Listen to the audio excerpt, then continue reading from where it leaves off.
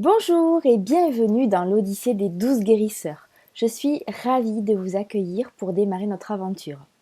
Alors pour ce premier jour, comme dans tout voyage, nous allons nous préparer pour être sûr de voyager dans de bonnes conditions. Parce que le but de ces 15 jours, c'est vraiment que vous puissiez intégrer les fleurs.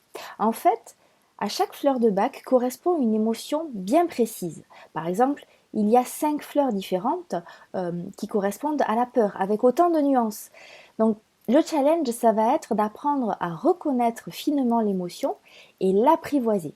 Le but ultime, en fait, c'est que vous puissiez choisir les fleurs dont vous avez besoin, de devenir votre propre thérapeute, pour aussi vous permettre d'accompagner les personnes qui vous entourent, notamment vos enfants, et de transmettre cette connaissance à votre tour.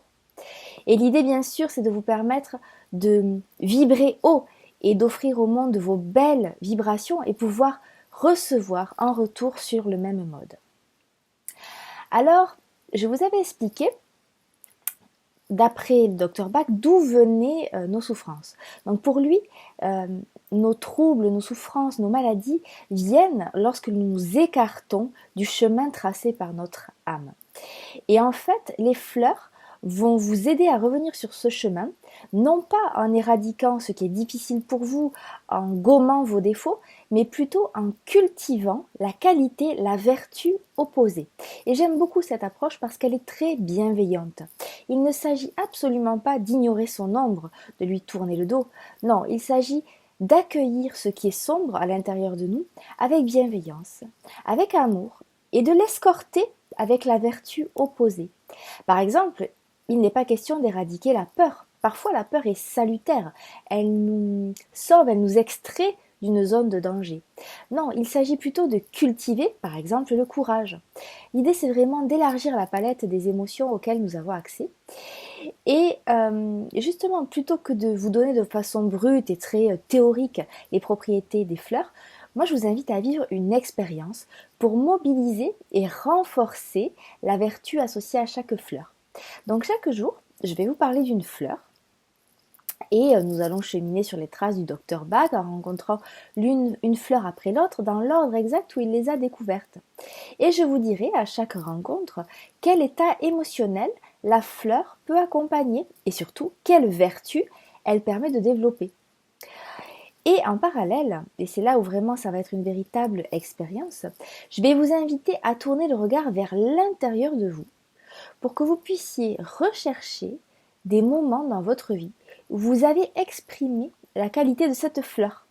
En fait, c'est tout simple. Vous allez vous connecter à des souvenirs, à des ressentis, à des moments où vous avez pu mobiliser ces ressources. Pour reprendre l'exemple de tout à l'heure, quand est-ce que vous avez senti du courage? Le but, c'est vraiment de trouver et d'entretenir ces chemins intérieurs qui vous permettent d'accéder à des ressources qui sont là, à l'intérieur de vous, parfois en sommeil, et qui ne demandent qu'à s'exprimer.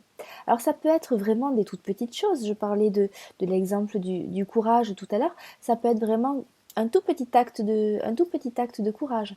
L'importance, l'importance de ce processus, c'est de se rendre compte que cette vertu, elle est déjà à l'intérieur de vous, même si elle est là en tout petit. Donc pour faire ceci, je vous invite, si ce n'est pas encore fait, à imprimer votre carnet de route. Vous avez vu qu'il y avait les 12 fleurs qui étaient mentionnées et puis à chaque fois 3 colonnes. Donc vous allez noter chaque jour dans la première colonne et la deuxième colonne les états négatifs et positifs associés à la fleur.